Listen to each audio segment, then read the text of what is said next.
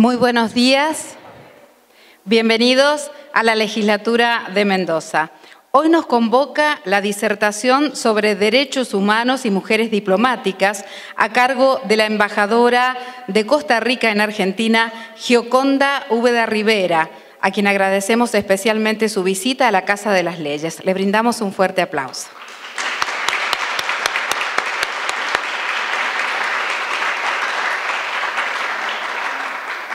Nos acompaña el señor presidente provisional del Senado de la provincia de Mendoza, quien está a cargo de la vicegobernación, doctor Juan Carlos Jalif.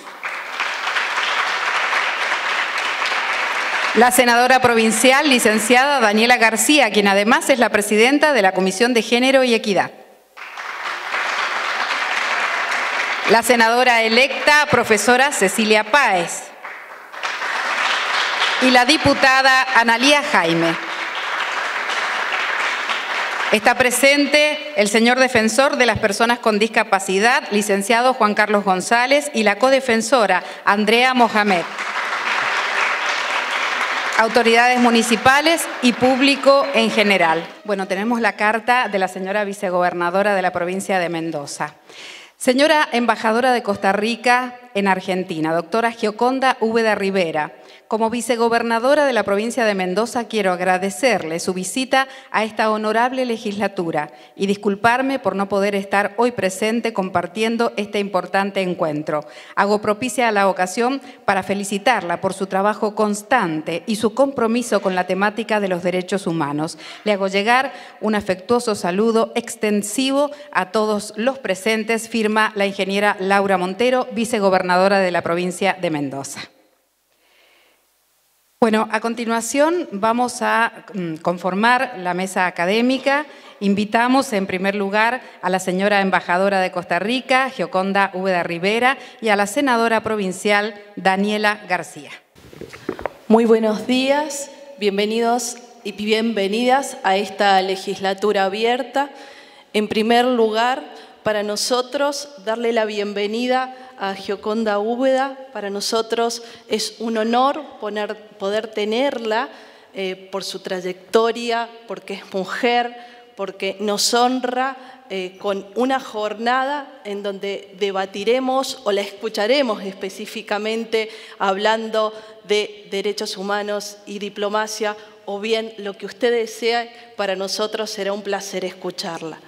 En segundo lugar, agradecerle a la senadora electa, Cecilia Páez, quien trajo la idea de reunirnos esta mañana en esta ocasión, y que para nosotros estar en esta ocasión que nos compone Vendimia en Mendoza, en donde la presencia de las mujeres hace a nuestra proximidad cultural, es de gran importancia tener visiones como la que usted nos está trayendo hoy a Mendoza.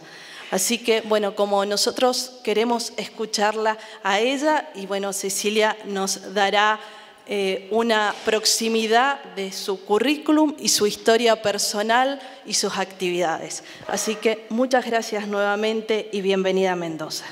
Gracias, senadora. Y para seguir el orden de los agradecimientos, uno especial para la magíster Celina Bacarone, que sin ella hoy no sería posible la presencia de la embajadora, a quien no conocíamos personalmente, sí por su currículum riquísimo.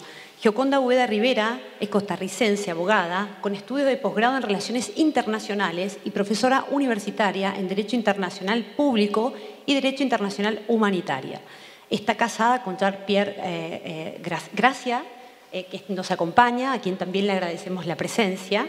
Y la embajadora tiene una extensa trayectoria en órganos internacionales, también ha sido vicecanciller de la República de Costa Rica, ha sido embajadora en México y actualmente cumple sus funciones de embajadora de Costa Rica en Argentina.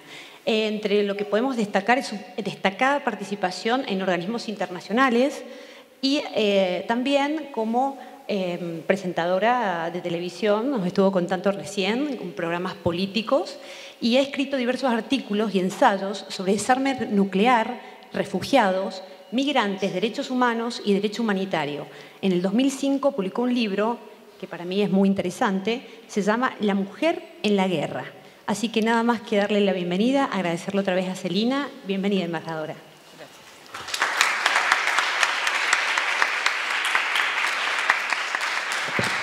A continuación vamos a escuchar justamente a la embajadora de Costa Rica en la Argentina. Bienvenida, Gioconda Úbeda Rivera. Muy buenos días a todos, todas. Todos son pocos, pero son también, así que es un gusto estar aquí en la legislatura. No tengo la lista de todas las distinguidas personalidades que nos acompañan, pero quiero agradecer en el nombre del presidente, en la persona del presidente que está a cargo en el interín, el doctor Juan Carlos Cali, es el apellido, y bueno, por la presentación, Gabriela, a todos los que están aquí y han sido distinguidamente presentados. Quiero también, por supuesto, agradecer a Celina por esta oportunidad y realmente estar en la legislatura de Mendoza es un honor siempre para un embajador, en este caso una embajadora, y sobre todo si ha sido convocada en el ámbito de la mujer, ¿verdad?, donde han sido las que han tomado la iniciativa, y celebro muchísimo esto porque normalmente las mujeres siempre tenemos muchas funciones, muchas tareas que realizar, no solo en la casa, sino también en distintos ámbitos públicos, ya sean públicos privados o públicos de la gestión pública propiamente, pero muchas veces estamos en la segunda línea, ¿no? Entonces es muy importante también que tanto los hombres como las mujeres estén ocupando esos lugares de liderazgo cada vez más, en ese sentido, las mujeres, y que tengamos el cuidado de, cuando avancemos mucho, no discriminar a los hombres, ¿verdad? Eso es como una constante que tenemos que estarnos repitiendo, no volver la tortilla al otro lado, ¿verdad? Entonces es una gran responsabilidad de medir el impulso que llevamos sin un pie atrás, pero teniendo también ese cuidado del acompañamiento de ambos sectores o ambos sexos en el quehacer público y en el quehacer privado, ojalá también.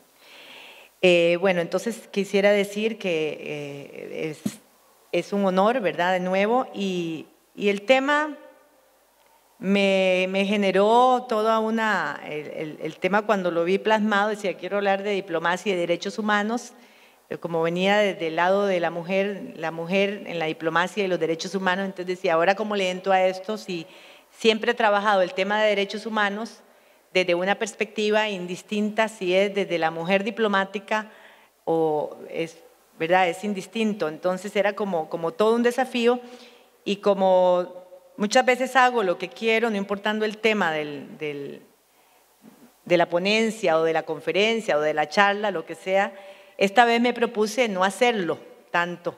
Entonces me significó un gran reto, digamos, en el sentido de decir cómo podría yo empezar a ubicar la mujer desde ese lugar, ¿verdad?, en la diplomacia y en el quehacer de los derechos humanos. Entonces, parte de mi intervención tiene que ver con eso, pero no todo, porque quisiera también resaltar algunos elementos que hacen a la función pública y la tarea de la promoción y la protección de los derechos humanos desde los distintos espacios que podemos ocupar todas las personas. Entonces, voy a abordar parte de la temática, que me encontré algunas cosas que las sabía, pero no ubicadas en esa lógica ¿verdad?, que me retó, y que fue muy interesante porque tomando elementos como dispersos, podía construir, visualizar, y me di cuenta entonces la importancia de hacerlo cuando uno empieza a identificar mujeres que realmente han jugado un rol importante en el desarrollo de los derechos humanos, sobre todo a partir de 1945, que es como cuando podemos hablar de esa visión, de esa construcción progresiva de los derechos humanos que conocemos hoy, ¿verdad? Y es desde la Carta de las Naciones Unidas, desde un momento, después de dos grandes guerras mundiales, que si bien es cierto, se originaron en la Europa central, en la Europa, impactaron al mundo y por eso se llaman las dos grandes guerras mundiales, y toda lo devastador que fueron estas guerras, las muertes sobre todo de poblaciones civiles, como vimos en la Primera Guerra Mundial, fueron innumerables, pero más en la Segunda Guerra Mundial se da una mayor afectación y muertes en población civil que incluso en la población de combatientes, de ejércitos, y toda esa destrucción que genera empieza también a cambiar el pensamiento que se plasma en la Carta de las Naciones Unidas, que si bien es una carta que está inspirada en la construcción de la paz y la seguridad internacionales, hubo un componente importante cuando se dijo también tiene que estar aquí esa visión de cooperación en el ámbito internacional y el componente de los derechos humanos, de los derechos de la persona sin discriminación alguna. Y eso quedó por primera vez plasmada en la historia en la Carta de las Naciones Unidas. Gracias a una mujer, que muchas veces uno la escucha, pero gracias a una mujer que después fue la que lideró los trabajos para llegar 3 años después, en 1948, a la Declaración Universal de los Derechos, se llamaban en ese entonces, por la tónica que tenía, decir los derechos, la Declaración Universal de los Derechos del Hombre, pero entendido en el genérico que comprendía también la mujer, y hoy se conoce más como la Declaración Universal de los Derechos Humanos. Eleonora Roosevelt, esposa del presidente de Estados Unidos, Roosevelt, ¿verdad? Y Franklin Delano Roosevelt, y una gran mujer que ya antes de que él llegara a la presidencia, ella trabajaba por los temas de los derechos humanos en su país y después lo hizo por el mundo. Ella llega a la Comisión de Derechos Humanos de las Naciones Unidas en 1946 y lidera ahí los trabajos, lleva a terreno en una declaración lo que ya estaba contenido en la Carta de San Francisco, lo que conocemos hoy como la Carta de las Naciones Unidas, sobre todo en el preámbulo, en el artículo primero y a partir del artículo 55, y lleva a terreno entonces en una gran discusión en el ámbito de Naciones Unidas hasta consensuar el texto que fue presentado en 1948 ya como ese texto que conocemos hoy como la Declaración de Naciones Unidas, y que ahí a partir de ese momento se originan una evolución progresiva, constante, menos constante antes de que terminara la Guerra Fría, salvo los dos pactos de 1966, el Pacto de Derechos Civiles y Políticos y el Pacto de Derechos Económicos, Sociales y Culturales, que hoy irradian a todos los estados como un lugar de un contenido de donde tienen que dar cuentas a la comunidad internacional de cómo están cumpliendo esos derechos. Y después del fin de la Guerra Fría, empiezan a aparecer una serie de convenios, convenciones, tratados internacionales que tienen que ver con ese desarrollo del derecho internacional de los derechos humanos. Para todos conocido la Declaración de la Mujer 1979, la Convención de Derechos del Niño, las niñas 1989, todo lo que tiene que ver con los derechos humanos en cuanto al cambio climático 1992, y así vamos encontrando una serie de convenciones en el ámbito universal y en el ámbito regional también. No puedo dejar de mencionar que en 1948 también nosotros tuvimos la Declaración Americana de los Derechos Humanos, y ese mismo año, antes incluso de la Declaración Universal de Derechos Humanos, el 1 de diciembre de 1948, Costa Rica estableció un hito en la historia de nuestro país que sí tiene que ver también con el desarrollo de Costa Rica en el tema de los derechos humanos, que fue la abolición del ejército. Después de una guerra civil en 1948 terminada, quienes ocuparon el lugar de la Junta fundadora de la Segunda República decidieron abolir el ejército y así se estableció en la Convención de 1949. Y lo menciono porque el 1 de diciembre y el 10 de diciembre precisamente estaban iluminando al mundo la Declaración Universal de los Derechos Humanos. Y esta abolición del ejército permitió al país invertir los recursos de un pequeño ejército, que no lo podemos comparar ni con México, ni con Argentina, ni con otros, era un pequeño ejército, es decir, los pocos recursos que tiene el país los vamos a dedicar a educación, a salud, al desarrollo de la infraestructura nacional y empezó a surgir la electricidad en todo el país, después la telefonía, etcétera, etcétera. Pero hoy no es esa la charla, pero quería vincularlo también con mi país y la importancia que tuvo ese hecho para todo el desarrollo que hoy conocemos como el desarrollo humano, ¿no?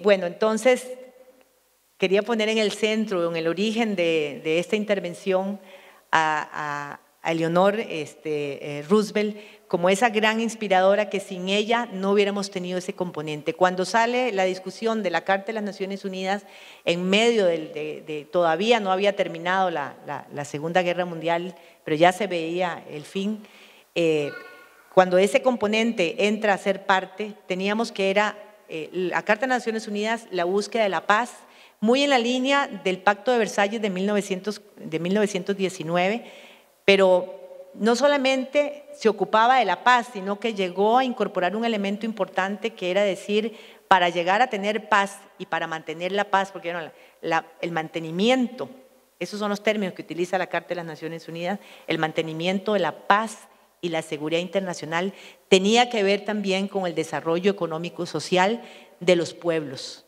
de los individuos, tenía que ver con el ejercicio de los derechos humanos, de los derechos de las personas en todos los ámbitos, que todavía en ese momento se hablaba en el ámbito social, económico, y se hablaba de los derechos individuales como los derechos políticos. Y ese casamiento entre los dos temas, la paz y la seguridad internacionales y la visión de los derechos humanos, es lo que creó una nueva ética jurídica y política del mundo a partir de 1945. Entonces, era como que quería un poco ubicarlos en esos albores, ¿verdad?, para que hoy entendamos después la evolución que se vino dando con una serie de instrumentos jurídicos y también con derechos específicos, como mencionaba antes, derechos de la mujer, derechos de personas también con discapacidad, derechos de los niños, niñas y adolescentes, derecho a un ambiente sano, derecho al agua, derecho al desarrollo en la cumbre de Copenhague en 1993, y sobre todo a partir, como decía también antes, de la Segunda Guerra Mundial, explosionan todos esos derechos específicos que van haciendo más completo esa visión general de los derechos humanos que nos dio tanto la Carta de las Naciones Unidas como la Declaración Universal de los Derechos Humanos, como los pactos que complementan a esa declaración, los pactos de 1966, que juntos son, como que diríamos, la constitución del mundo en materia de derechos humanos, la Declaración Universal de Derechos Humanos más los pactos de 1966, de derechos políticos y civiles y de derechos económicos y sociales, es como que engloban todo, y después los derechos específicos que sobre todo se van a dar a partir de 1989, con el antecedente de la mujer en el 79, empiezan a generar ese gran universo, ¿verdad?, de derechos humanos. Pero como ustedes saben, no solamente se requieren las leyes para ser efectivo, para garantizar el uso, el acceso, el goce de los derechos de las personas, sino que se requiere también tener los instrumentos en terreno, y también hay un componente que conocemos más desde los últimos 20 años, que es la rendición de cuentas. O sea, que los estados puedan decirle a la comunidad internacional que fue creando órganos específicos en todas las áreas de cada uno de los tratados importantes que fueron surgiendo, creó órganos a los cuales los estados tienen que presentarles informes para evidenciar ahí el grado de cumplimiento que va teniendo en su país desde una visión gradual, progresiva, gracias, que ha tenido los derechos humanos, y cuáles son los desafíos que sigue teniendo para que los informes siguientes puedan ir evidenciando que están haciendo avances en relación con los grandes desafíos y los retos que todavía tienen que enfrentar cada uno de los estados. Entonces, a partir de esa lógica, ¿verdad?, del desarrollo en el derecho internacional y en la comunidad internacional, la creación de instituciones como la UNICEF, UNIFEM, el Fondo de Población de las Naciones Unidas, el Alto Comisionado de Naciones Unidas para la Protección de Refugiados, a partir de toda esa gran institucionalidad del sistema de las Naciones Unidas, que es el otro componente, la institucionalidad internacional, los órganos para velar por el cumplimiento de cada uno de los convenios importantes en materia de derechos humanos. Así como se va generando todo esto, los estados también tienen que generar toda una forma de hacer política hacia lo interno y una manera de hacer diplomacia distinta a partir de 1945. Antes de 1945, cuando se hablaba de diplomacia, se hablaba fundamentalmente de la relación de los estados, de cómo manejaban el tema de la paz y la guerra. A partir de 1945 se habla desde otro lenguaje, cómo construir la paz, cómo trabajar por el tema de los derechos humanos. Sí, estamos pensando, yo lo que quiero evidenciar es que hay ahí un gran avance y un cambio de página, pero no quiero decir que todo ha sido color de rosas, ¿verdad? Quiero decir que ha habido avances, hubo una visión que cambió al mundo y sobre la lógica de la cual estamos hoy viviendo, se cumplen o no los derechos humanos, tenemos que hacer más por el cumplimiento de los derechos humanos, tenemos que informar, tenemos que identificar los desafíos, tenemos que crear instancias internas más cada vez que sean más novedosas, de manera que vayan respondiendo a esa necesidad de avanzar efectivamente en el disfrute de los derechos humanos por parte de cada uno de los ciudadanos. Entonces respondemos a esa lógica. Y para que vean que sí hemos avanzado, a pesar de que el progreso ha sido difícil y hay grandes desafíos y hay grandes también sombras todavía que iluminar, vean ustedes que antes de 1945, de lo que se hablaba en el ámbito internacional era que era normal, existía la guerra para la solución pacífica, para la solución de las diferencias entre los estados. Los estados podían recurrir a la guerra para solucionar sus diferencias, incluso por deudas. Esa era la lógica antes de 1945. Vean cómo cambió el mundo. Y tenemos esta otra lógica que les mencionaba. Los estados tienen, a partir de esa lógica que les decía, de esa nueva ética jurídica, política, que se establece en la Carta de las Naciones Unidas, los estados tienen prohibido recurrir a la guerra para solucionar sus diferencias. Tienen prohibido el uso de la fuerza para mantener la paz y la seguridad internacionales, salvo en dos situaciones, que es por legítima defensa y cuando la paz y la seguridad internacionales estén amenazadas. Precisamente esa palabra amenazada fue lo que generó la alerta de decir, para que no lleguemos a tener una amenaza realmente que justifique, aunque sí sabemos que sí se ha dado, pero una amenaza que esté a cada momento generando ese riesgo, generemos paz. Y para generar paz no solamente la ausencia de guerra, sino también garantizar la calidad de vida de las personas.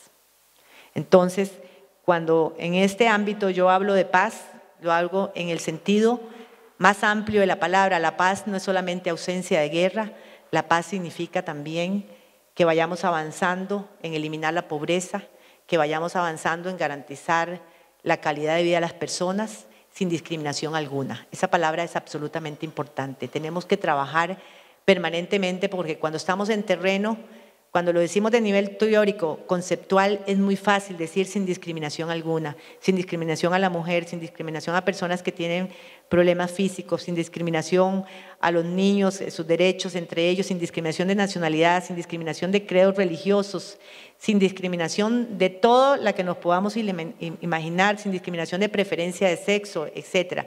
Pero cuando estamos en lo concreto empezamos a empiezan a aparecer los sentimientos de discriminación, puede ser hacia la mujer o hacia el hombre, de la discriminación porque es extranjero, de la discriminación porque no puede hacer esa función, porque no tiene todas las capacidades físicas, discriminación porque pertenece a otra preferencia sexual, y empiezan a aparecer todos esos con los cuales tenemos que entender entonces que para llegar verdaderamente al tema de los derechos humanos en su máxima expresión, tenemos que trabajar también desde los cambios internos y de los cambios culturales de cada una de las sociedades. En este momento Costa Rica tiene un gran desafío, para ponerles un ejemplo. Somos un país de avanzada en derechos humanos y cuando damos los informes salimos muy bien en las defensas de los derechos humanos, pero hay algunos de derechos que son ahora más de avanzadas y que hemos ido ahí teniendo que superar y poner en evidencia a veces la resistencia desde un tema individual y que se convierte en un tema cultural también. El tema, por ejemplo, no hemos podido llegar al matrimonio igualitario. Ahorita no me voy a referir a la situación que está representando esto en Costa Rica, pero eso a nivel interno, a pesar de que somos muy avanzadas en una suma de derechos humanos y estamos muy bien calificados en desarrollo humano, en ese tema hace cortocircuito. Entonces, hay temas en los que hemos evolucionado, por ejemplo, y que hace unas décadas, cuando se hablaba del extranjero, hoy no, hoy cuando se habla de los derechos del extranjero se dice, cuando se habla de los derechos del nacional se dice de los derechos de los habitantes, o sea, sean nacionales y sean extranjeros. Pero todavía hay cortocircuitos. Cuando tuvimos que entrarle al tema de la fecundación in vitro, el derecho a ser padres, a pesar de que no, hubo que hacerlo a través de un decreto y por una sentencia de la Corte Interamericana de Derechos Humanos, que además está a mencionar, y perdonen si los voy mareando con todo este universo que trato como de, porque es un tema muy amplio, ¿verdad?, pero tenemos todo el desarrollo también a partir de 1945, generamos a partir de la Declaración de Derechos, la Declaración Americana de Derechos Humanos, también de 1948, generamos todo un ámbito, ¿verdad?, de institucionalidad, el Sistema Interamericano de Derechos Humanos, la Corte, la Comisión, etcétera, relatores especiales para distintos temas, propio de la región, que también tiene sus deficiencias, pero también es un ejemplo para el mundo de cómo trabajamos nosotros el tema de los derechos humanos en la región. Estoy segura que la mano de Eleonora Roosevelt estuvo ahí y ahora que este tema me retó a plantear desde la diplomacia, desde el quehacer de las relaciones internacionales también a la mujer, estoy segura que esa declaración americana de 1948 salió ese mismo año en nuestra región, casi 6 meses después de la mundial, porque la mano de ella estuvo ahí. Eso voy a dedicarme ahora a investigarlo porque es muy, muy interesante. Entonces vean ustedes que la mujer jugó en un nombre concreto, jugó un lugar importante en ese cambio de paradigma de hace más de 70 años que ha hecho un cambio de lógica del trabajo en el ámbito diplomático, entendido este ámbito diplomático en el más amplio sentido de la palabra, no en el ámbito protocolar, por supuesto, sino en el ámbito de las relaciones internacionales. Hoy la diplomacia no solamente es las relaciones entre estados. Hoy la diplomacia se da a lo interno de cada uno de los estados. Y estoy segura que casi siempre se dio, pero hoy es más visible y más necesaria. Y ahí es donde un poco quisiera también aprovechar los pocos minutos que me quedan, porque no puedo hablar aquí hasta 3 o 4 horas y mi esposo no me deja mentir, pero quisiera como que se hiciera un diálogo también, entonces dar algunos elementos que abran y después ustedes pueden hacerme preguntas, yo contestaré las que puedo, ¿no? Y en ese sentido, quiero al final de esta intervención decir también que los estados hacen diplomacia hacia los internos de los estados, que tiene que ver con esa lógica que se construyó en 1945. Con eso voy a prácticamente cerrar, pero antes quiero seguir cumpliendo con la tarea que me encomendaron de evidenciar el trabajo de la mujer en el ámbito diplomático, entendido la diplomacia desde ese quehacer, ¿verdad? No solamente las embajadoras, sino quienes ocupan cargos importantes en organismos internacionales que han hecho la diferencia y que han permitido ese desarrollo progresivo en el tema de los derechos humanos. Vieran que estuve viendo, y no voy a mencionar a todas, pero me encontré que después de 1945 y sobre todo 1946, que Eleonor, me voy a permitir llamarla ahora sí porque tiene que ser nuestra amiga, una inspiradora totalmente, todavía más presente ahora que nunca, Eleonor Roosevelt, desde que ella ocupó ese cargo de la Comisión de Derechos Humanos, donde se discute y se acuerda el texto de la Declaración Universal de los Derechos Humanos, pasaron más de 40 años hasta que en 1987, por primera vez una mujer ocupa un cargo importante en un organismo internacional del sistema de las Naciones Unidas. Ya sabemos todas, porque lo sabemos, que tuvimos tanto Costa Rica como Argentina, tuvimos candidatas a la Secretaría General de las Naciones Unidas, y no fue ninguna mujer, como se había propuesto que tenía que ser en esta ocasión una mujer, y hubo 12 candidatas originarias, 2 latinoamericanas, Susana Malcorra, que entonces estaba de canciller, y Costa Rica presentó a Cristiana Figueres, hija de un 3 veces presidente de Costa Rica. Nunca había participado ella directamente en política, pero comió la política en su casa toda su vida, porque Figueres, su padre, fue el que lideró la revolución de 1948, el que abolió el ejército en Costa Rica y el que generó toda la institucionalidad a partir de ahí de la Segunda República, que es la Costa Rica que hoy conocemos, y no como se le llamaba entonces la Costa Rica a los pies descalzos. Entonces, Cristiana Figueres se había destacado porque llevó adelante la negociación como secretaria ejecutiva, todas las negociaciones para contrarrestar los efectos del cambio climático. Entonces, ella ejerció un gran liderazgo y a partir de ahí los reflectores a nivel del mundo la focalizaron como una gran negociadora, y les digo que ella, más que trabajar en esos temas, nunca había participado directamente en política, hizo un trabajo extraordinario y bueno, fue una de las candidatas a la Secretaría General. Entonces, nunca hemos tenido, y probablemente lleguemos a los 80 años de las Naciones Unidas, y todavía en los 80 años, por la lógica que se lleva de reelección del secretario general que acaba de entrar en posesión el año pasado, que es un portugués, no tendremos una mujer a los 80 años de Naciones Unidas, todavía no vamos a tener una mujer en el puesto. Eso es lo que se ve y seguramente va a ser así, pero puede ser que no. Pero no tendremos una mujer que ocupe el cargo más importante, a pesar de haber tenido una Eleanor Roosevelt en un rol tan importante en esas 2 pilares fundamentales de la Carta de las Naciones Unidas y de ese cambio tan importante que ha iluminado el mundo y el quehacer de la política. 1987, la directora del Fondo de Población, y fíjense en los temas además, porque es un tema que quiero rescatar antes de entrar en el último tema a nivel interno de los estados, cómo se hace también diplomacia en derechos humanos. Fue una mujer pakistaní la que ocupó ese cargo del Fondo de Población de las Naciones Unidas. En 1992, una estadounidense, Catherine Bertini, Programa Mundial de Alimentaciones. Población era antes, este fondo de población, antes de esta mujer pakistaní que entrara a ocupar ese cargo, era visto como una institución que trabajaba por la planificación familiar. Ustedes saben que la planificación familiar siempre se le endosaba a la mujer, ¿no? Entonces, pero ella cambió la lógica de la organización y trabajó por los derechos reproductivos, que es otra lógica. Hizo la diferencia. Probablemente si los hombres ocupan el lugar, también hagan la diferencia, pero no era la tarea que ustedes me encomendaron hoy, ¿no? Visibilizar eso. En el programa de alimentación mundial, una mujer llega por primera vez en 1992.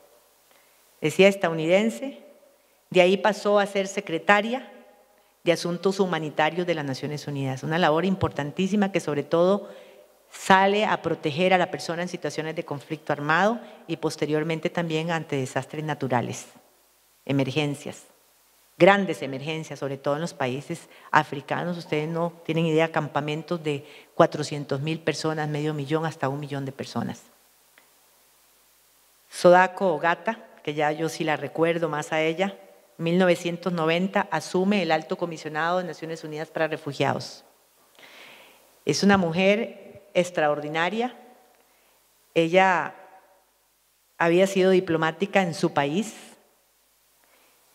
y es la que después desarrolla el concepto, a pesar de que viene el trabajo humanitario en el tema de refugiados, ella desarrolla todo el concepto de seguridad humana que empezamos a escuchar a partir del año 2000. y crea incluso una organización mundial que trabaja por ese tema y que en muchos apoyada por su país, Japón. 1998, la noruega Harlem Brundtland de la OMC, Organización Mundial de la Salud, refugiados, alimentación, población. Surge el Alto Comisionado de Naciones Unidas para Derechos Humanos y lo ocupa una irlandesa que fue primer ministra de su país. La conocí aquí en Buenos Aires, me tocó saludarla como presidenta de Irlanda. Había sido presidenta de Irlanda antes de ser comisionada. Una mujer extraordinaria. Trabaja muy fuertemente por el tema de la lucha por el tráfico de las mujeres y niños, que hoy es un tema que nos preocupa a todos y uno de los temas que genera más ganancia en el mundo y que muy pocas veces se dice eso.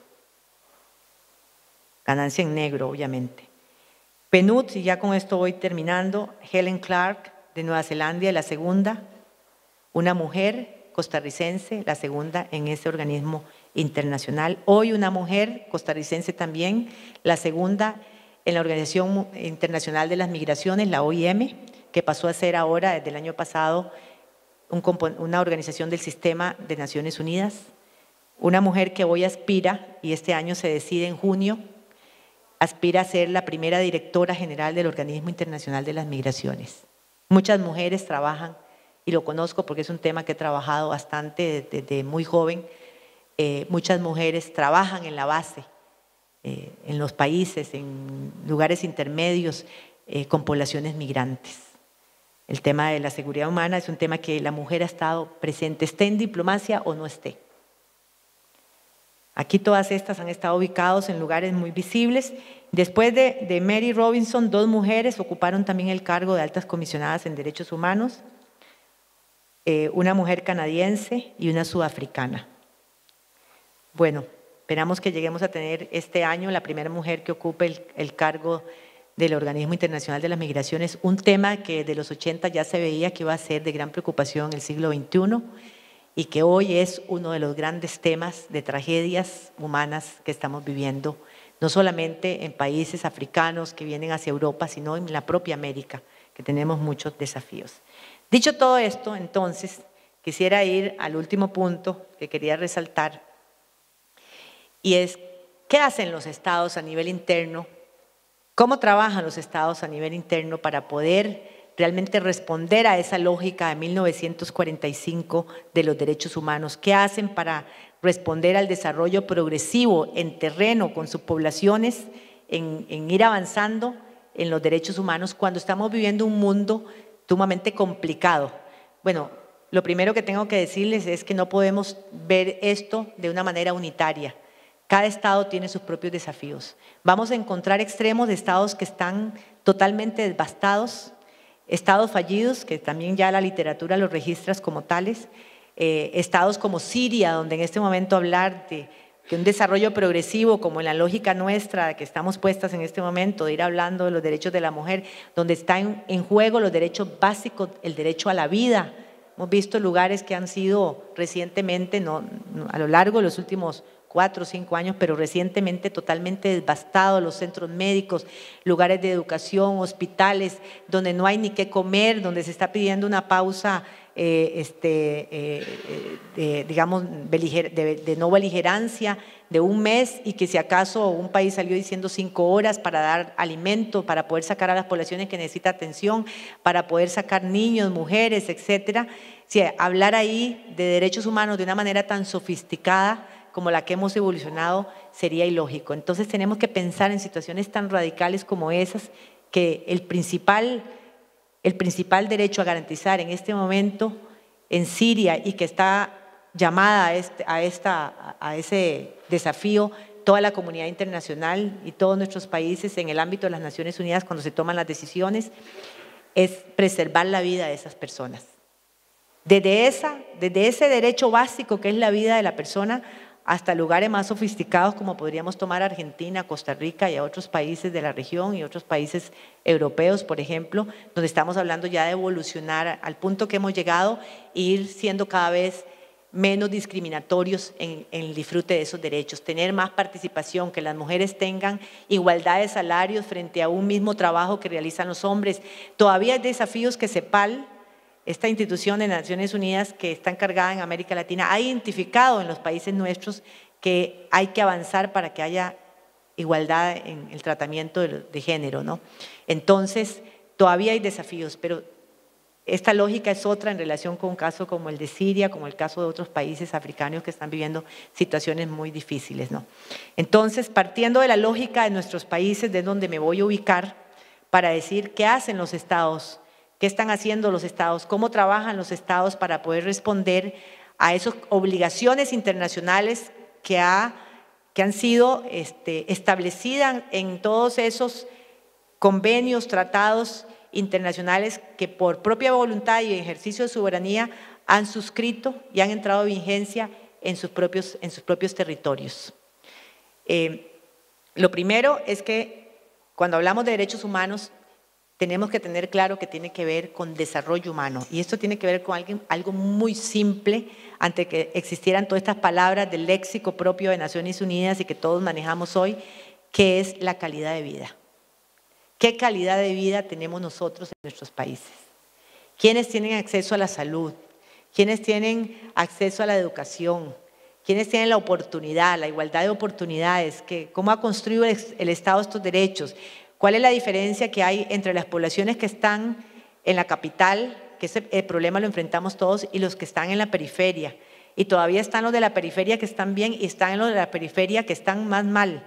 O sea, que son algunas poblaciones, sobre todo fronterizas, que a veces tienen pueblos pequeños, ¿verdad? Que en una propia provincia, un propio estado, podrían tener diferencia con otros lugares de esa misma provincia o ese propio estado. Entonces, todo eso, ¿cuál es la calidad de vida? Y ese es el desafío. Esa es la tarea de decir, cuando un estado tiene que dar cuentas en el ámbito internacional, qué está haciendo, cómo está cumpliendo con toda esa gama de instrumentos jurídicos, y ese compromiso no solamente jurídico, sino moral, ético, que ha asumido a partir de 1945 de manera progresiva con ese desarrollo de toda esa institucionalidad internacional y de todos esos tratados y convenios internacionales.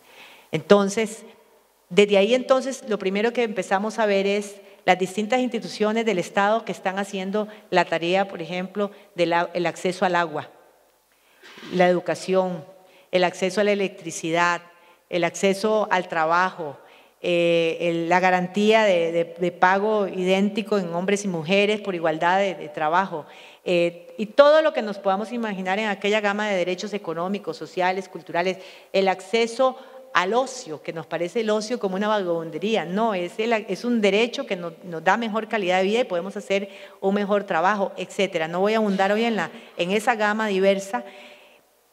Lo primero es ¿qué está haciendo el Estado a través entonces de toda la institucionalidad? Y cuando digo Estado me refiero al Poder Ejecutivo. ¿Qué está haciendo el Poder Legislativo? ¿Qué está haciendo el Poder Judicial?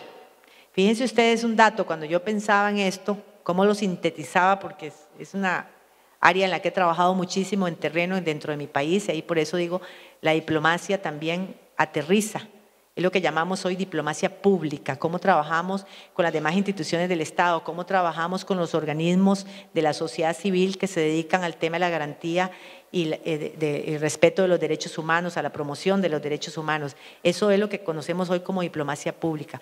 Cómo integramos desde los órganos del Estado la preparación de los informes para la rendición de cuentas en la comunidad internacional de todas estas obligaciones, también con los organismos internacionales acreditados en ese país, cómo trabajamos con las organizaciones de la sociedad civil que trabajan en estos temas de derechos humanos en todas sus distintas expresiones, cómo incorporamos a las instituciones que las vemos ahí a veces como burocráticas, pero que no cumplen, realmente la función de ellas es una función en derechos humanos.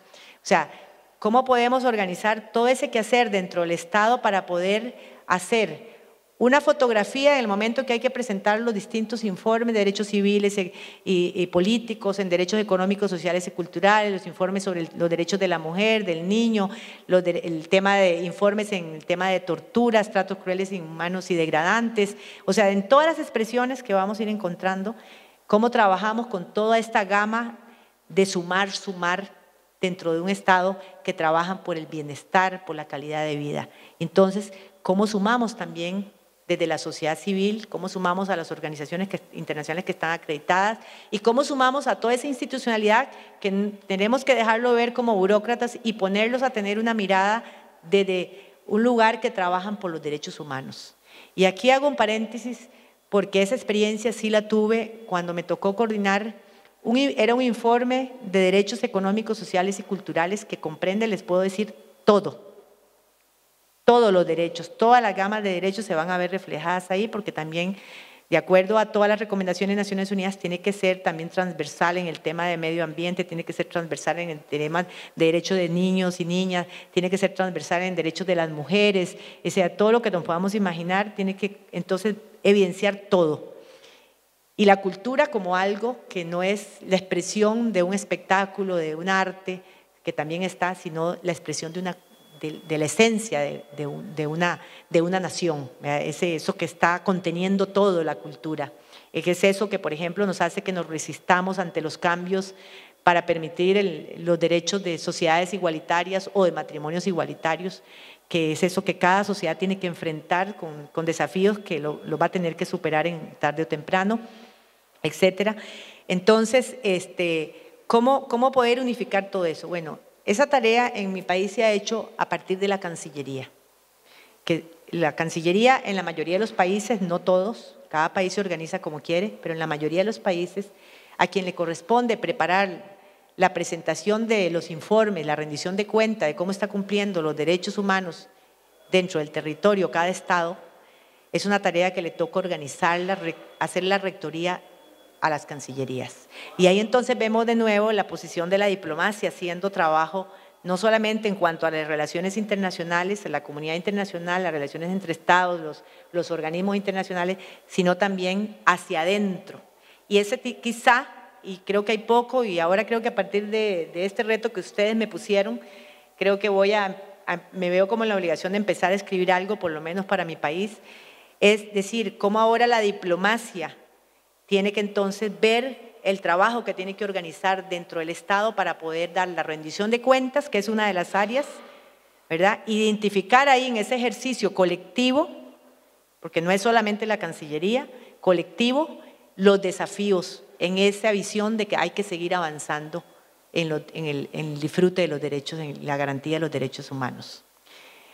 Entonces, ese es uno de los roles de las cancillerías. Y otro rol de las cancillerías, y que no es, puede ser que algún Estado lo decida poner en otra instancia, pero la experiencia en Costa Rica y acá que conozco en Argentina está como repartida, pero igual Cancillería está participando en esto y la mayoría de los estados de la región también, es en el tema de que cuando el Estado no satisface y se agotan todas las instancias de reclamo de un nacional o de un grupo de nacionales en relación con la garantía de los derechos humanos, ya se presentaron habeas corpus, recurso de amparo, no cuenta el administrativo que dura años, y todos aquellos, ¿verdad?, que intervino muchas veces la Defensoría de los Habitantes o los defensores de poblaciones específicas, y ya entonces queda una instancia internacional que la que es recurrente generalmente para nosotros es en el Sistema Interamericano de Derechos Humanos. Entonces venimos ahí a un ámbito que tiene que ver con la defensa del Estado frente al tema de esos reclamos. A veces esos reclamos son justos y en el caso de Costa Rica a veces no son justos. Entonces también hay que pensar que eso está cambiando también, ¿no? Tenemos el caso de políticos, por ejemplo, en Costa Rica, que han sido condenados por peculado y como se agotó la segunda instancia, entonces como no les satisfizo, entonces fueron a presentar recursos a la comisión y después a la corte, ¿verdad? Entonces veremos a ver en qué, porque este es un momento que estamos viviendo esos hechos, así que vamos a ver cómo se resuelve.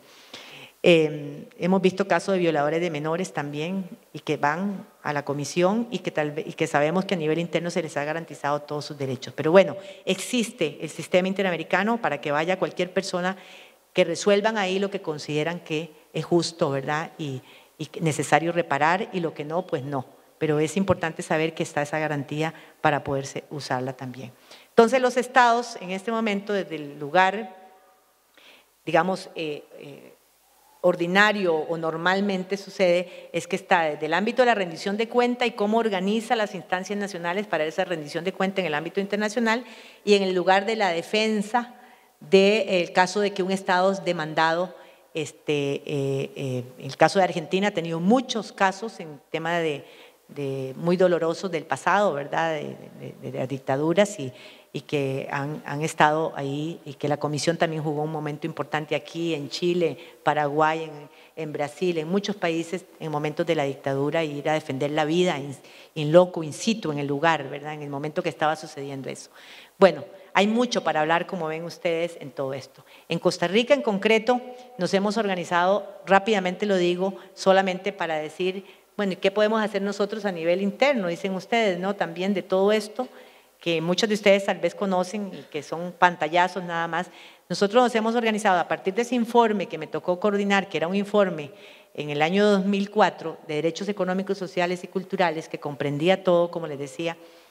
Es decir, pero tenemos 10 años de no presentar informes en relación con este tema, que hay que hacerlo cada 5 años. Entonces teníamos realmente 10 años de atraso, y esta tarea, les decía yo en Cancillería, nos va a llevar por lo menos 2 años, 2 años y medio. Entonces, cuando lleguemos a esos 2 años y medio, vamos a tener el tercer periodo. Entonces, tenemos realmente que informar sobre 15 años. Entonces, aquí va a tener que ser un informe de derechos económicos, sociales y culturales, y que Costa Rica, ¿cómo está en este momento? ¿Cuál es la fotografía del país de un mediano plazo? Es decir, de 1989 prácticamente, teníamos que contemplar a 2006, 2007. Estábamos hablando de prácticamente hacer un trabajo de 15 años. Entonces, ¿cómo acometer esta gran tarea? Y ahí surgió el tema de crear un comité interinstitucional con por lo menos 21 instituciones del Estado, algunas rectoras, para poder generar ahí un trabajo, y que cada una de esas instituciones con sus representantes fueran a trabajar, a recoger toda la información y procesarla. Ese trabajo nos llevó casi 3 años. La primera tarea, y ahí voy a cerrar con esto y qué siguió rápidamente, la primera tarea que tuvimos que hacer en esa convocatoria, que primero la firmara el canciller, que la mandara a los otros colegas, a las otras instituciones, ¿verdad? De acueductos y alcantarillados, de salud, de vivienda, de trabajo, de educación, de todo lo que ustedes se puedan imaginar, la institución de la mujer, etcétera. Y tenerlos ahí sentados y empezar a ver, lo primero que tenemos que hacer con ellos, ya lo sabíamos, es presentarles un plan, y decir, lo primero que vamos a hacer es capacitarlo durante varias semanas en el tema de derechos humanos. Y antes de empezar la tarea que teníamos, que cada quien tenía que además llevar a hacer a su institución, era ubicarlos desde el lugar. Ustedes aquí no están sentados para hacer un trabajo como burócratas, que además a nadie que trabaja en una institución pública nos gusta que nos digan, usted es un burócrata. Sí, yo he conocido empleadas domésticas, no sé cómo le llaman acá, que son burócratas. Les voy a poner un ejemplo. Estoy arriba apurada porque tengo que salir a trabajar, y le digo, prepáreme un tecito para tomármelo por lo menos antes de irme. Y yo bajo la escalera y me encuentro el té en la mesa del comedor frío. Uno dice, me quiero tomar un té antes de irme, uno espera que el té te lo lleven donde estás, ¿no? Bueno, esa es una actitud de lo que llamaríamos nosotros burocracia. Ella cumplió la tarea. Hizo el té, lo puso en un lugar, pero no se garantizó que yo tuviera el uso, disfrute de ese té. Es un ejemplo simple, pero es una mentalidad. Esa mentalidad la podemos encontrar en el ámbito privado, en el ámbito público. Esa mentalidad, dejémosla que cada quien se haga cargo de ahí. Tengo funcionarios públicos sentados ahí y les digo, ustedes, el trabajo que vamos a emprender ahora, que va a ser una aventura, lo primero que quiero decirles es que van a estar sentados ahí para hacer un trabajo en derechos humanos. Ustedes en este país trabajan en derechos humanos. Ustedes cuando están trabajando que se garantice el derecho al agua, ¿verdad?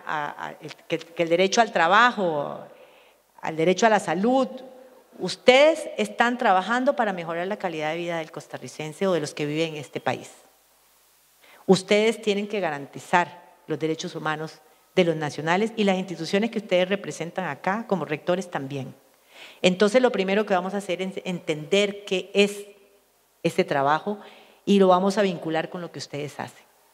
Bueno, es cierto, dedicamos un tiempo a esa tarea, pero ustedes no tienen idea de la cara de felicidad con la que esas personas asumían su trabajo, de ir después a sus instituciones, que le dábamos seguimiento, generar también esta conciencia entre los que trabajaban ahí, las dificultades que tuvieron que enfrentar, porque cada administración la toma de datos era distinta, y ustedes tampoco están aquí para traer lo que un político que está sentado y ahí un ministro, qué es lo que quiere hacer, qué tiene en su cabeza, qué tiene como proyecto, es qué es lo que se ha hecho y comprobado.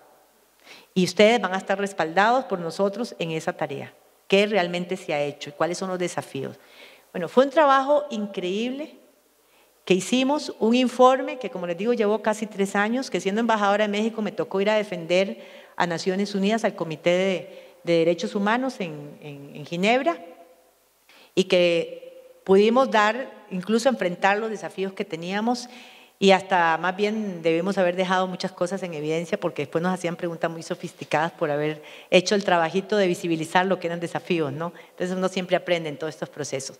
Lo que les quiero compartir es que desde la diplomacia y ese concepto de diplomacia pública, hay mucho por hacer, que no solamente es ir a leer los discursos en Naciones Unidas, también cómo se trabaja de una manera distinta, cómo toda la experiencia que vamos teniendo en esos otros ámbitos la vamos volcando también en el ámbito interno. Hoy tenemos un comité interinstitucional para la realización de todos los informes que se realizan en Costa Rica para la realización para la presentación de rendición de cuentas en el ámbito internacional, y esa misma comisión interinstitucional se encarga también de darle seguimiento a nivel interno, en temas como refugiados, migrantes, población indígena, en aquellas poblaciones vulnerables sobre todo, que hay que ir acompañando en esos procesos, ¿verdad? Entonces, yo les quería compartir al final esa experiencia, porque les puedo decir que si ustedes están preguntando ¿qué pueden hacer desde cada uno de sus lugares para hacer la diferencia? Y les puedo decir, pueden hacer mucho. Si solamente se pone en el lugar de pensar que cada cosa que nosotros hagamos, que si la estamos haciendo con la intención de mejorar la calidad de vida de la propia familia, incluso de cada uno de nosotros, están trabajando por los derechos humanos. Y si eso lo llevan a un nivel institucional, todavía mejor. Yo quería cerrar con lo que empecé, a ver si la encuentro.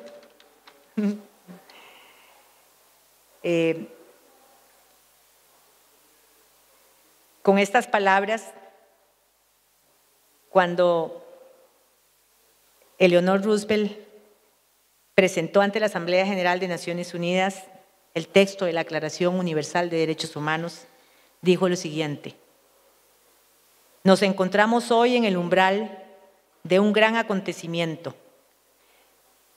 Nos ubicamos en 1948, estamos hablando 70 años atrás. Nos encontramos hoy en el umbral de un gran acontecimiento, tanto en la vida de las Naciones Unidas como en la vida de la humanidad.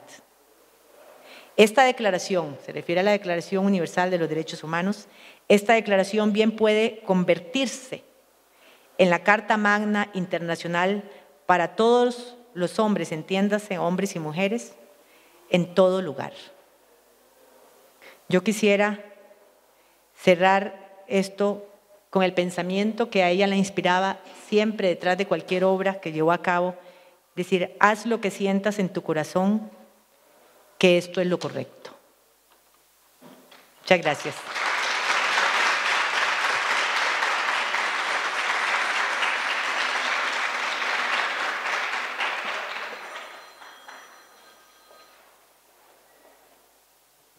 A continuación, el cantautor Carlos Méndez, junto a la música Erika Golbas, nos va a deleitar con su música en honor justamente a esta importante visita. Sí. Ah, no sé.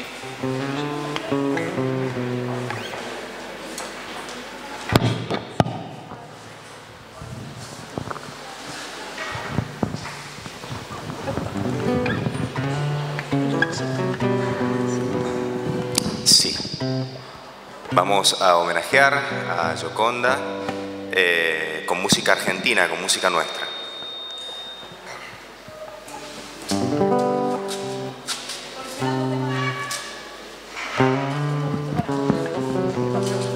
Ahí está. Gracias. Ahora sí.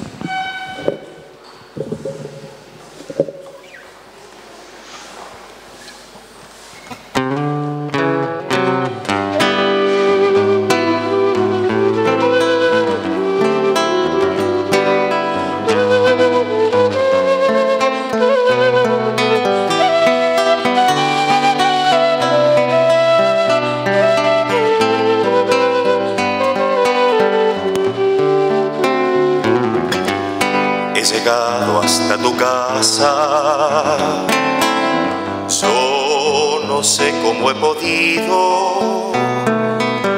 Si me han dicho que no estás, que ya nunca volverás, si me han dicho que te has ido, cuánta nieve hay en mi alma, qué silencio hay en tu puerta.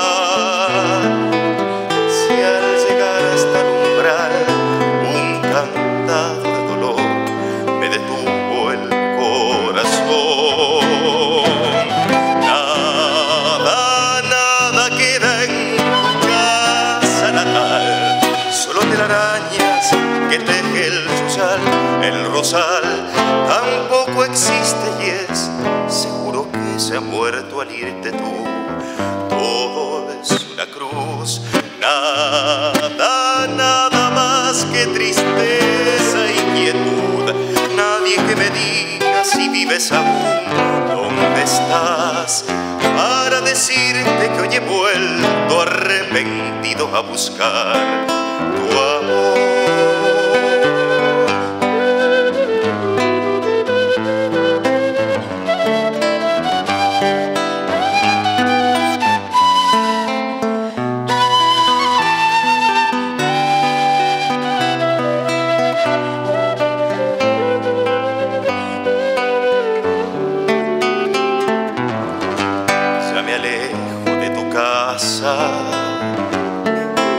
Y me voy, ya ni sé dónde. Sin querer te digo adiós y hasta el eco de tu voz de la nada me responde. En la cruz de tu candado por tu pena yo he rezado y ha rodado en tu portón una lágrima hecha flor de mi pobre corazón. Nada queda en tu casa natal, solo telarañas que teje el yuyal. El rosal tampoco existe y es seguro que se ha muerto al irte tú. Todo es una cruz, nada más que tristeza y quietud. Nadie que me diga si vives aún, dónde estás, para decirte que hoy he vuelto arrepentido a buscar tu amor.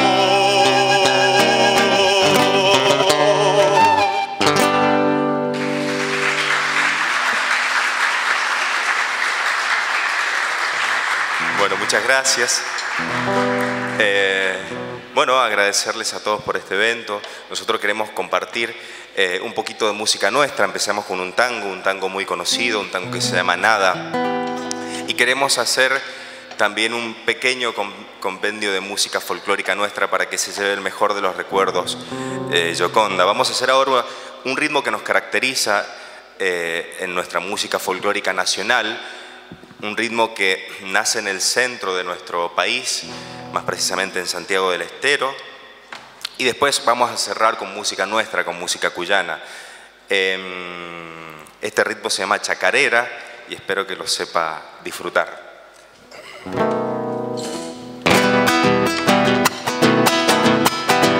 Se pueden hacer palmas también. Ta, ta, ta, ta, ta.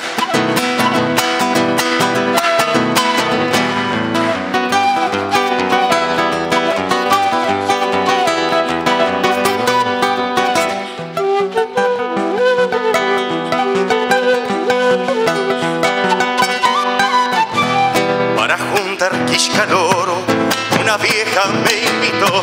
Tenía dos chinitas lindas y la cosa me gustó.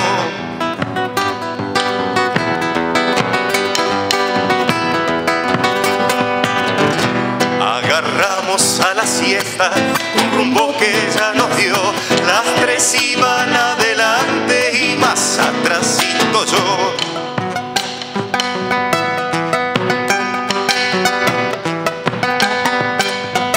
Vieja llena de malicia, cuando una se le quedó, empezó a gritar de apuro la madre que lo tiró. Quiscaloro, ese tiempo ya pasó.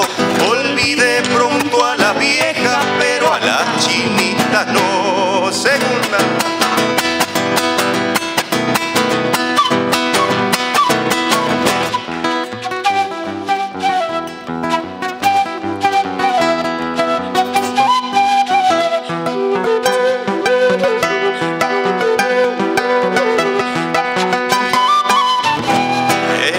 Paila de fierro para rope preparó. Las chinitas la pelaban, el fuego soplaba yo.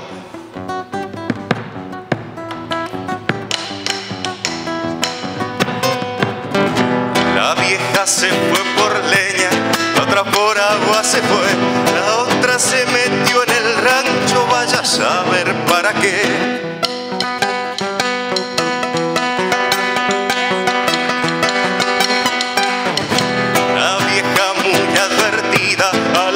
Las castigó y después una por una me las consolaba yo. Quiscaloro, ese tiempo ya pasó. Olvidé pronto a la vieja, pero a la chinita no. Muchas gracias. Un ritmo característico nuestro, la chacarera. Bueno, es un gusto también tener a la Dani García, acá nuestra senadora, que nos acompaña siempre en nuestras actividades culturales, así que gracias, Dani. Juan Carlos Jalif también, todos los presentes, todos los funcionarios, sí, señor. Vamos a cambiar de instrumento, como verán. La turquita es multifacética, es multiinstrumentista. Y ahora le vamos a cantar a dúo una cueca cuyana. Mendoza, en esta época, en época de vendimia, en época de fiesta, se caracteriza justamente por eso, por brindar esta fiesta de la cosecha que nosotros tenemos, la celebración de todo el año productivo de la uva, que nos regala los mejores vinos a nivel mundial. Y lo celebramos también desde lo tradicional, con nuestras canciones. Y un género que nos caracteriza es la cueca cuyana. Vamos a cantar una cueca ahora que habla de este romance entre el gaucho y la china, que se encuentran en las hileras y que de ahí nace el romance en el festejo de la cosecha. Esta cueca se llama Vendimia de Dos y cuenta más o menos un poco lo que es nuestra cosecha y lo que son nuestros orígenes como mendocinos. Se va una cueca cuyana.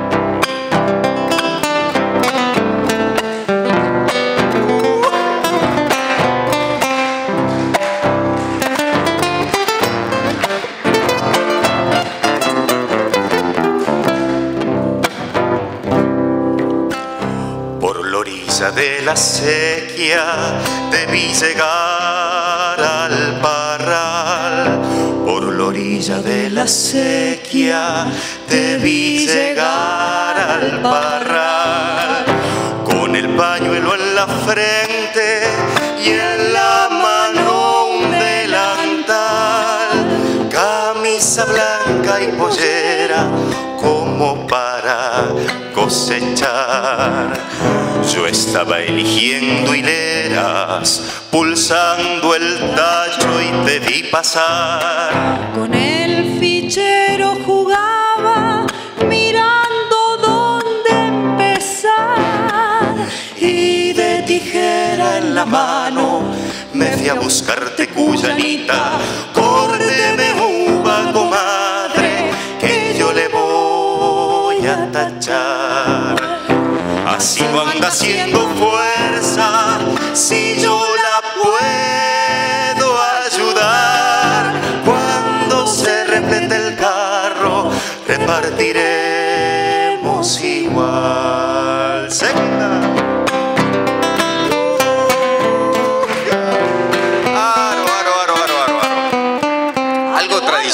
sí, un aro. No puede haber cueca sin aro. Y el protocolo que vaya preparando el vino también. Acá en Mendoza, siempre en las fiestas cuyanas, para Gioconda, siempre se suele hacer un aro, el brindis tradicional, un aro y un cogollo. En este caso, flojitos los de protocolo porque no han pasado ni un vino para brindar. Ah, mira, están en eso, muy bien. Aro, aro, aro, aro. Aro, aro, aro. Y muchas veces en las fiestas tradicionales nuestras pasa esto, no sé, me imagino, Turquita, que estamos en una fiesta cuyana, en el campo, entre las hileras, y yo te puedo decir algo como: cuando te vi de llegar, chuequeando entre los terrones, yo supe que eras mi prenda por los flecos de los calzones. Ah, bueno. ¿A ustedes les parece? Pero mirá si serás atrevido, gaucho, chiquituzo. ¿Qué me vas a ver los flecos? Si yo calzones no uso. Vamos, vamos. Bueno, salud. Se brinda también con vino. Salud, Turquita. ¿Quién dijo salud? Y esto es muy Salud. tradicional aquí, el brindis, que ya lo van a hacer ustedes seguramente ahí en el pasillo, pero bueno, salud, bienvenida, Gioconda, a toda la gente que está con vos, que te acompaña, y también, digo, a todos los funcionarios y la gente en general. Salud. Salud. Esto es vendimia. ¿Se va la ¿Se va segunda? la segunda? Sí, señor.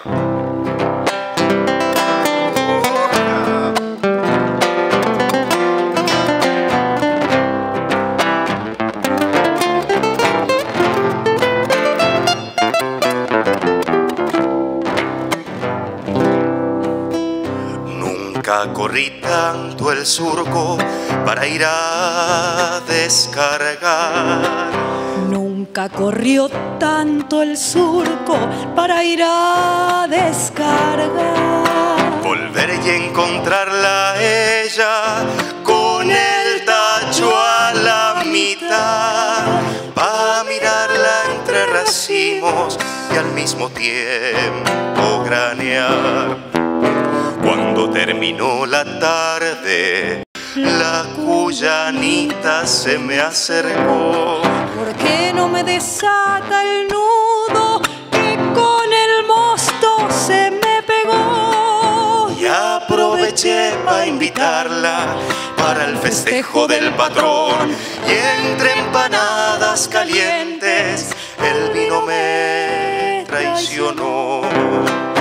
Cuando la miré a los ojos, El amor se me escapó. La invité a bailar la cueca y no me dijo que no.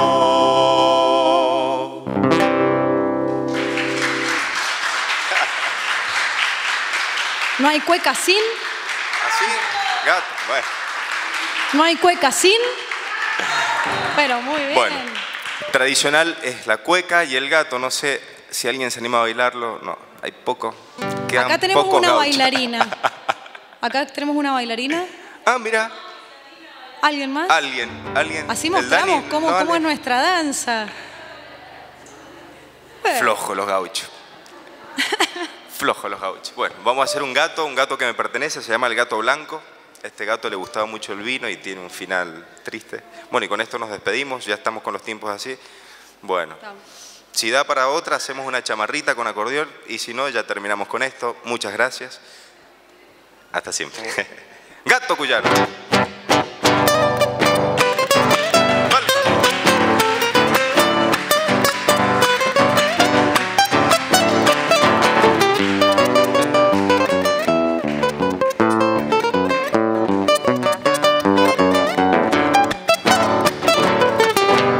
Compadre, voy a contarle lo que ha pasado. Resulta que el gato mío volvió cambiado, y eso que me lo advirtieron, le gusta el trago. Ha vuelto color a mosto mi gato blanco.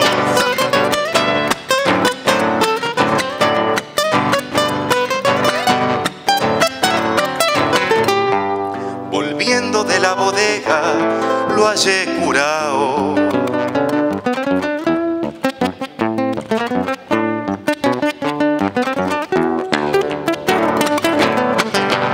Pensé, me lo agarró un perro, está ensangrentado.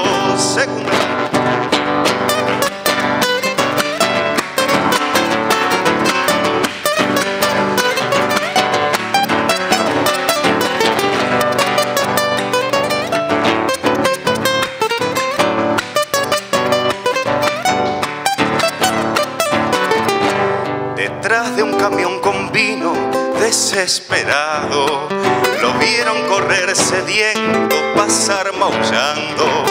La suerte justo en la curva, algo ha volcado. Ya se quedó bebiendo mi gato blanco.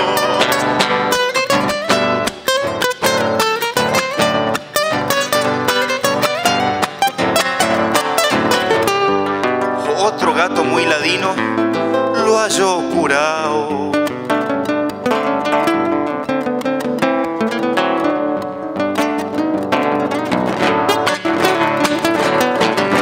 Si ahora no toma más tinto, toma rosado. Bueno, muchas gracias. Un fuerte aplauso entonces para la embajadora de Costa Rica, por supuesto para el país que representa.